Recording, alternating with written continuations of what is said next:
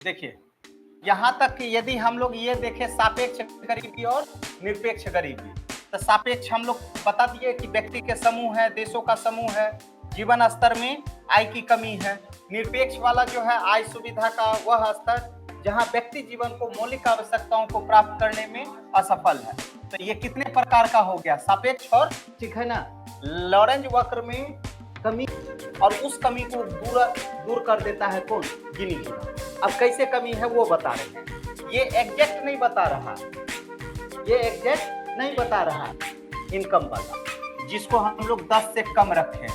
संचयी मूल्य बोलेंगे तो यही हमारा उसका क्या हो गया? 5 संचयी मूल्य। उसके बाद यदि संचयी मूल्य का प्रतिशत बोलेंगे तो 100 में हम लोग निकाले हैं, तो 100 मेरा 5 और 80, इसलिए टोटल 80 ना है मेरा, है ना। 100 तो लिए नहीं है, तो 80 100 5 मल्टीप्लाई कर दिए तो संचयी मूल्य का हमको क्या निकल गया? ए लड़की पहले इधर ध्यान दो ना, ठीक है। संचयी मूल्य का प्रतिशत क्लियर है? यहाँ वाला ये समझ में आ गया। दूसरा वर्ग हो गया 10 से 20, इसका 10 से 20 मतलब 30 हो गया, और इसका माध्य मूल्य निकालेंगे तो सिंपल क्या करेंगे? 2 से डिवाइडिंग कर देंगे तो 15 में हम 5 जोड़ देंगे तो कितना हो जाएगा? 20, और 20 का यदि हम प्रतिशत निकाल दिए यहाँ हमारा संचय प्रतिशत, तो क्या करेंगे? तो 100 मल्टीप्लाई 25/80, है ना, निकाल दो तो 25% हो जाएगा। आउट ऑफ 100 में 80 ना है, ये संचयी मूल्य कैसे होता है? देखो ये मेरा 5 है, बोलो ना, यहाँ ये 5 में ये कितना है? तो 5 मेरा यहाँ चला गया, ये 15 जुट गया, 20 में 25 जुट गया, तो ये क्या हो गया? 45 में 35 जुट गया, कितना हो गया? 80। इसको बोलते हैं संचयी मूल्य। स्टैटिस्टिक्स में यही चीज पढ़ाएंगे, कोई दिक्कत है? लेकिन हाँ, ये अभी हम तुमको बच्चा के तरह सिखा दिए, तो उसी तरीके से 20 से 30 निकाले तो ये आ गया, ये आ गया, ये आ गया, ये आ गया। क्लियर है ना? तो लॉरेंज वक्र में क्या क्या लेता है? तो व्यक्ति की संख्या लिया। क्या लिया? व्यक्ति की संख्या। तो व्यक्ति की संख्या तुमको क्लियर हो गया? 40 30 20 10 मान लो। उसके बाद संचयी मूल्य लेते हैं संचयी मूल्य। तो संचयी मूल्य कैसे निकाले हैं तो पता चल गया है ना। उसका माध्य मूल्य निकाले होंगे तब हम क्या निकाले हैं? संचयी मूल्य। नहीं समझे? ये यदि 5 15 जोड़े, 5 यहाँ रखे, कितना रखे? तो 20, 5 प्लस 15 हो गया।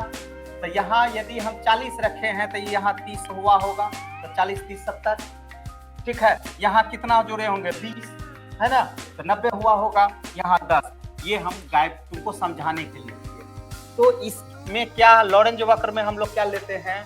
व्यक्ति की संख्या, संचयी मूल्य कैसे निकाले क्लियर हो गया, और प्रतिशत कैसे निकाले क्लियर हो गया। ऊपर जैसे हम बताए हैं, ये हम तरीका बताए, इसमें ये 3 चीज लेते हैं। अब इन चीजों को हम लोग ग्राफ के माध्यम से प्रस्तुत करते हैं, ठीक है। अब देखो ग्राफ में ये क्या है? आय की विषमता। ये क्या है?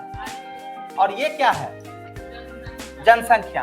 अब मान लो सपोज करो ये 10 है और ये जनसंख्या को भी 10 है, तो 10 यहाँ लेकर के आए, यहाँ लेकर के आए, तो इसका मतलब ना तो हमारे पास जनसंख्या में और विषमता में किसी में कोई निरपेक्ष में, मतलब ऑल आर इक्वल है, सब चीज बराबर है, ठीक है। लेकिन समस्या तब उत्पन्न हो जाता है कि सपोज करो ये हमारा है, लेकिन ये हमको जनसंख्या जो है मिला है वो कितना पे मिला है? 8 पे मिला है। कितना पे मिला है? 8 पे मिला है। और ये 20 था तो ये हमको ना 15 पे मिला है। ये 30 था तो 25 पे मिला है। इसको हम 15 कर दिए, इसको 25, इसको 35, ऐसे कर दिए। समझ में आया? तब इसका जो ग्राफ बनेगा कैसे चलेगी हम लोग?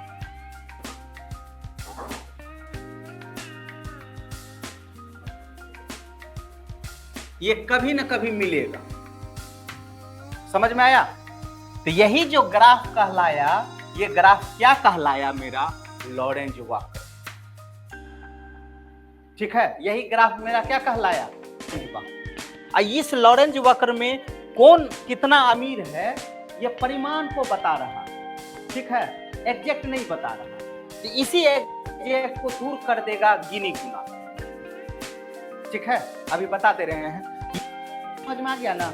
ये एग्जैक्ट तुमको बता रहा है कि कितना गरीब है नहीं है ना? अप डाउन हो रहा है, मतलब 30 वाला में जो जा रहे हैं 20 वाला में, तो हो सकता है वही हमारा ज्यादा दिखाई दे रहा है। तो ये हमारा ग्राफ हो गया। पहले लॉरेंज वक्र को लिखो और तब जाकर के हम तुमको कहते हैं फिर ये चीज समझ में आया तो बोलो हाँ, नहीं समझ में आया तो बोलो ना, फिर हम समझा देंगे। ये समझ में आ गया सिर्फ लॉरेंज वक्र बताने में, खाली लिखा देते तो उसी में हो जाता था।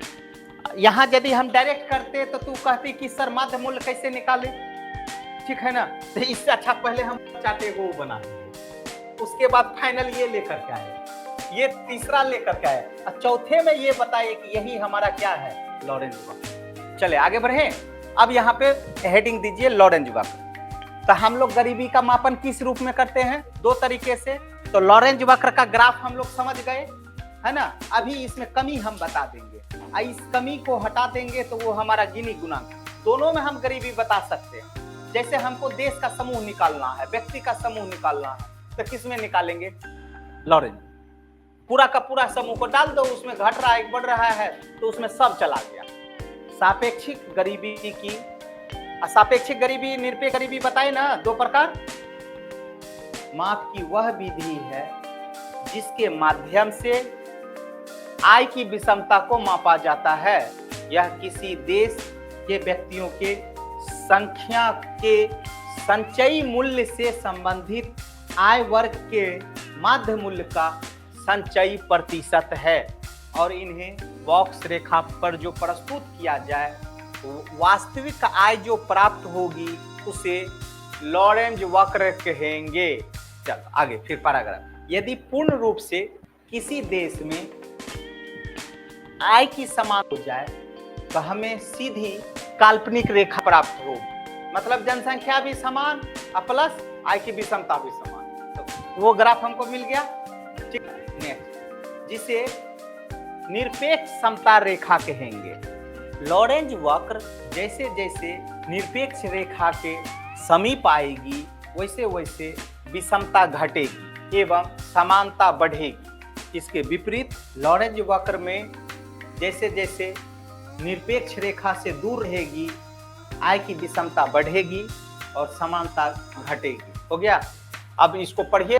ये हमारा सापेक्षिक में हो गया, जबकि निरपेक्ष में क्या हो गया था कि जैसे जैसे समीप जाएंगे विषमता घटेगी और समानता बढ़ेगी। देखो वहां ऊपर क्या लिखा है, निरपेक्ष रेखा के समीप आएगा वैसे वैसे विषमता जो है घटेगी और समानता बढ़ेगी। वहां एक व्यक्ति पर आ गए हम लोग, तब वहां कहेंगे कि गरीबी है। ये नहीं, ये सापेक्षिक का ही मापन हुआ। ये आय की विषमता हम दिखाए हैं और इधर क्या दिखाए हैं, जनसंख्या।